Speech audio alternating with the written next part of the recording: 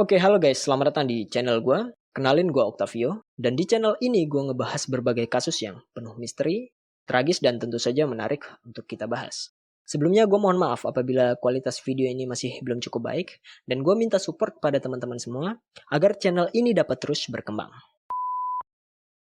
Di video kali ini gue akan membahas sebuah tragedi, ya bukan kasus, yang baru saja menimpa dunia pendidikan tanah air, yaitu tragedi susur sungai yang diselenggarakan oleh MTS Harapan Baru Ciamis, yang kemudian berubah menjadi tragedi yang menyebabkan hilangnya nyawa 11 orang siswa. Sekolah tentunya merupakan tempat para siswa belajar dan berekspresi.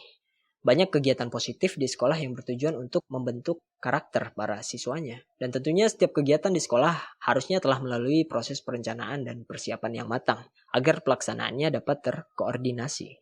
Hal ini sangat penting untuk meminimalisir berbagai risiko yang akan dihadapi. Tentunya segala hal yang telah direncanakan dan dipersiapkan dengan matang sangat berperan untuk suksesnya sebuah kegiatan. Dan kegiatan yang dilakukan oleh sekolah tentu saja harus memiliki dampak positif dan tujuan yang baik. Kemudian hal inilah yang diabaikan oleh para guru di MTS Harapan Baru dan akhirnya membahayakan keselamatan para siswanya, yang mana harusnya sekolah dapat menjamin keselamatan dan kenyamanan para siswanya. Tragedi ini diawali pada hari Jumat, tanggal 15 Oktober 2021, di mana sebelum sholat Jumat, pihak sekolah mengumumkan bahwa akan dilakukan kegiatan susur sungai yang wajib diikuti oleh kelas 7 dan kelas 8. Dan kegiatan ini pun baru saja direncanakan oleh para guru dan pembina pramuka sesaat sebelum pengumuman tersebut disebarkan. Jadi sangat mendadak ya, hari itu terpikir, hari itu dilaksanakan. Tanpa persiapan sama sekali, tanpa alat pengaman, tanpa alat pelindung, dan ini cukup bahaya. Para siswa yang diwajibkan hadir pun ini nggak punya pilihan dan akhirnya semua siswa kelas 7 dan kelas 8 yang berjumlah sekitar 200 orang ya ikut-ikut aja. Dan mereka pun juga senang-senang aja gitu loh mengikuti kegiatan tersebut.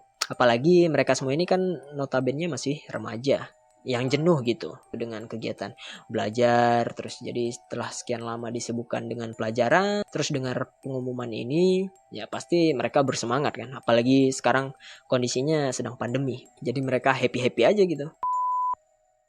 Kemudian setelah sholat Jumat, kegiatan ini pun dilaksanakan oleh 250 orang peserta, yang termasuk guru dan pembina pramuka tadi. Sayangnya para pelaksana kegiatan ini nggak mendata sama sekali peserta yang ikut dalam kegiatan ini, sehingga ini akan sangat fatal ya.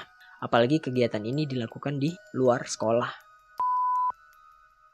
Dan ketika kegiatan ini dimulai, para siswa diarahkan menuju Sungai Cileueur dengan berjalan kaki sekitar 50 menit. Para siswa saat itu berjalan barengan dipenuhi tawa canda sesama teman-temannya. Dan ketika pukul 14.00 dengan modal nekat karena tanpa peralatan tadi, mereka mulai menyusur sungai. Diawali dari jembatan utama di desa utama Sungai Cileueur. Para siswa dibagi menjadi beberapa kelompok dan masing-masing kelompok ini dipimpin hanya oleh satu orang guru. Gila nggak tuh? Jadi satu regu cuma diawasi satu orang guru. Yang pasti satu orang guru ini nggak bisa ngehandle gitu sekian banyak siswa dalam kelompoknya. Lebih miris lagi, guru-guru ini kebanyakan nggak bisa berenang. Nah, jadi gimana mau ngebawa siswanya ke sungai kalau gurunya sendiri nggak bisa berenang? Kan kerjaan konyol. Beberapa saat setelah para siswa memulai kegiatan ini, ya awalnya aman-aman saja. Dan pada pukul 15.00, seseorang yang sedang memancing di sekitar sungai tersebut bernama Alvin dan 3 orang temannya yaitu Yadi, Yayan, dan Raihan melihat salah satu regu yang akan melintas di sungai tempat mereka sedang mancing ini. Alvin dan teman-temannya ini sudah sempat ngelarang gitu loh, jangan lewat sini karena gue lagi mancing gitu. Lagian juga di sini batunya licin dan sungainya cukup dalam. Tapi kemudian pemimpin regu ini nggak menghiraukan peringatan tersebut dan terus berusaha untuk menyeberangi sungai tersebut. Akhirnya kelompok ini pun beramai-ramai dari arah barat menuju arah timur, saling berpegangan tangan. Dan pada pukul 15.30, kejadian tak terduga pun terjadi. Salah seorang siswa dalam regu tersebut terpeleset oleh batuan sungai ke arah perairan yang dalam. Sehingga peserta yang lain pada saat itu ikut terseret dan tenggelam. Secara mereka kan saling berpegangan. Jadi kalau ada yang jatuh satu, pasti yang lainnya ngikut. Dari sini situasi pun akhirnya mulai panik. 4 orang pemancing yang melihat kejadian ini akhirnya nggak berlama-lama lagi langsung terjun ke sungai untuk membantu para peserta yang tenggelam. Saat itu belum diketahui berapa jumlah siswa yang tenggelam, namun diketahui pemimpin regu tersebut yang merupakan guru itu juga ikut tenggelam. Dan guru ini juga sempat kesurupan pada saat ditolong. Menurut keterangan para pemancing ini, guru tersebut meracau tidak jelas. Jadi ya biasa sih. Ada 2 faktor ya biasanya. Ketika orang menghadapi masalah, kalau nggak dihadapi, ya udah pura-pura kesurupan aja. Tapi gua nggak tahu ini kesurupannya bener apa enggak. Cuman ya kita anggap aja lah bener dulu ya. Kemudian dari sekian banyaknya korban yang tenggelam, akhirnya satu persatu diselamatkan oleh 4 orang pemancing tadi. Alvin berhasil menyelamatkan 7 orang, Yadi berhasil menyelamatkan 5 orang, sedangkan Yayan dan Raihan berhasil menyelamatkan masing-masing 1 orang siswa. Sehingga jumlah yang berhasil diselamatkan yaitu 14 orang. Yang salah satunya adalah guru tadi. Gila gak tuh? Gurunya sendiri aja diselamatin orang. Gimana mau nyelamatin siswanya? Dan kemudian setelah 14 korban pada saat itu berhasil diselamatkan, situasi mulai agak reda, agak tenang ya. Namun Alvin dan teman-temannya ini masih ngerasa nih kalau kayaknya masih banyak nih korban yang tertinggal, yang belum diangkat.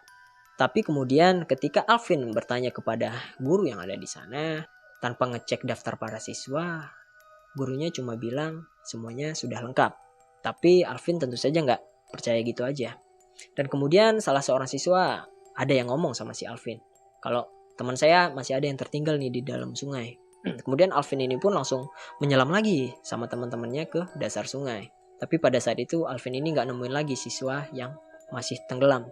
Kemudian Alvin kembali menanyakan kepada guru apa benar nih udah lengkap semuanya. Dan gurunya kembali menjawab kalau semuanya sudah pas.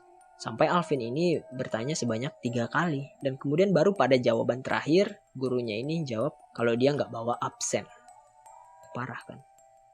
Lu ngebawa orang ke sungai, tapi lu nggak tahu siapa aja yang lu bawa. Itu sih bahaya, fatal sih. Ini sangat fatal sekali sih. Dan pada akhirnya semua murid kembali lagi ke sekolah. Sedangkan siswa yang kritis itu dirawat di Rumah Sakit Umum Daerah Ciamis. Dan kemudian di sekolah akhirnya didata lagi siswa-siswa yang ikut kegiatan tersebut. Nah, di sini baru ketahuan kalau masih ada 11 orang yang tertinggal di sungai tersebut.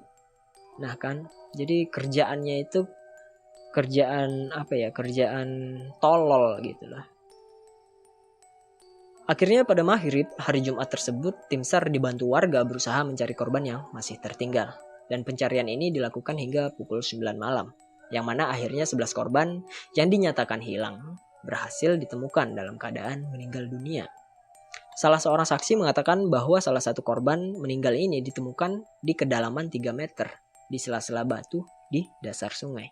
Tuh. Jadi mereka ini gak survei dulu sebelum melakukan kegiatan susur sungai.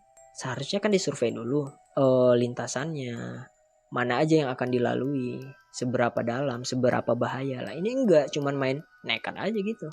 Ya tenggelam udah. Gak bisa ngapa-ngapain lagi.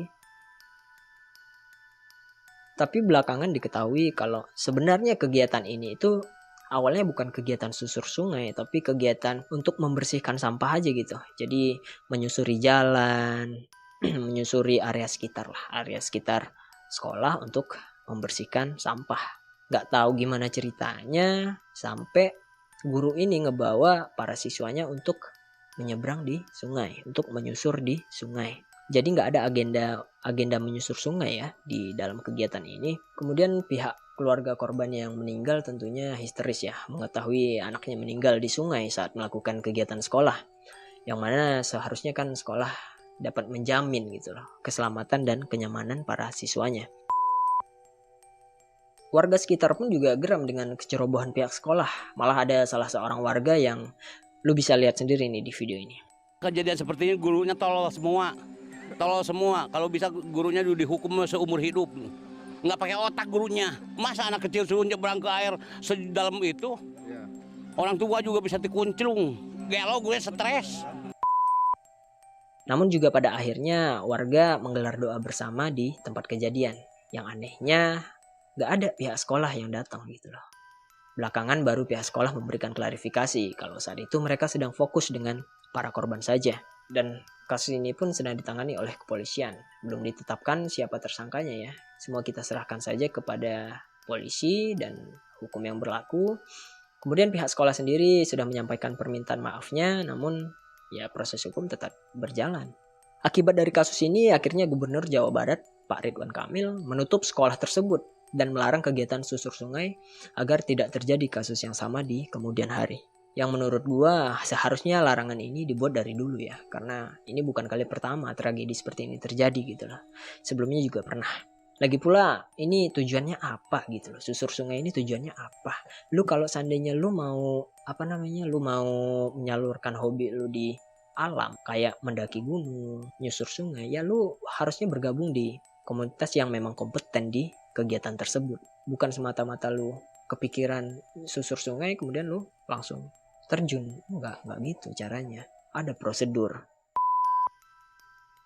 Dan gue juga nggak ngerti ini apa gitu loh hubungannya anak sekolah sama sampah yang ada di sungai gitu loh. Kalau memang iya ini tujuannya untuk menumbuhkan rasa peduli terhadap lingkungan. Karena kan pemerintah sudah punya lingkungan hidup ya, yang tugas mereka untuk membersihkan sampah. Gue nggak ngerti juga ini maksudnya apa. Ya seenggaknya gini loh, kalau seandainya memang mau mendidik para siswa untuk tidak membuang sampah sembarangan, ya lu tinggal kasih nasihat aja gitu para siswa untuk jangan membuang sampah sembarangan. Udah selesai. Itu kan sama aja lu udah mendidik generasi-generasi muda untuk tidak membuang sampah sembarangan. Bukannya lu ajakin ke sungai. Lu ajakin ke sungai, lu gak bisa berenang, lu mau ngapain gitu loh. Kesel gua. Kemudian juga sampah kan bukan cuman di sungai gitu loh. Di sekolah ada sampah, bahkan di laci meja murid itu banyak sampah biasanya. Kalau lu gak percaya, Pak Guru, Bu Guru, coba dah sekali-sekali lu suruh murid-murid lu buat ngecek lacinya gitu ya. Gue yakin di sana pasti banyak sampah.